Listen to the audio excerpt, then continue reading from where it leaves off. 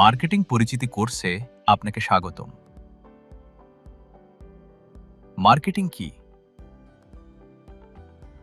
Marketing হলো এমন একটি প্রক্রিয়া যার মাধ্যমে টার্গেট মার্কেটের চাহিদা পূরণ করে এমন ভ্যালু সৃষ্টি ও সরবরাহ করা হয় এবং একই সঙ্গে মুনাফা অর্জন করা হয়।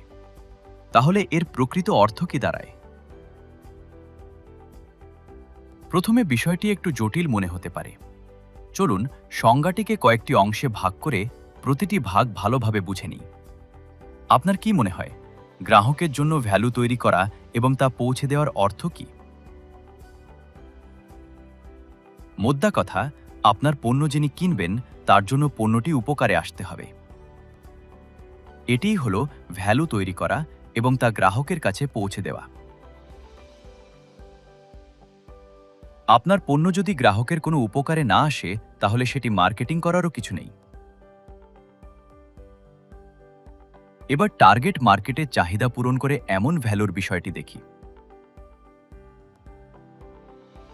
টার্গেট মার্কেট বলতে এমন একদল ভোক্তাকে বোঝায় যাদেরকে লক্ষ্য করে আপনার পণ্য তৈরি বা বিক্রি করা হয়।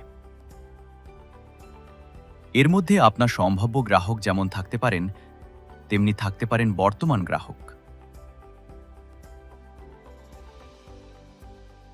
মার্কেটিংয়ের মাধ্যমে আপনি চান আপনার টার্গেট মার্কেটে যত বেশি মানুষের কাছে সম্ভব পৌঁছাতে এবং তাদেরকে আপনার পণ্য কিনতে আগ্রহী করে তুলতে।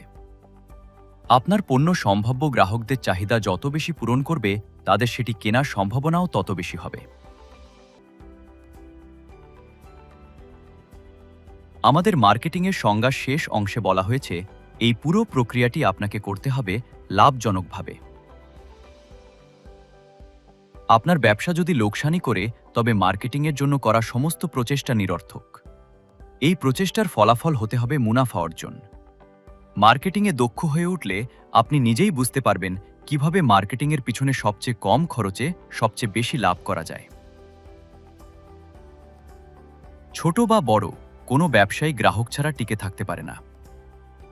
আপনি যদি ভেবে থাকেন যে মার্কেটিং শুধু বড় ও প্রতিষ্ঠিত ব্যবসার জন্যই প্রয়োজন, তাহলে ছোট বা নতুন ব্যবসাগুলো মার্কেটিং না করলে তাদের পণ্য বা সেবা সম্পর্কে মানুষকে জানাবে কিভাবে?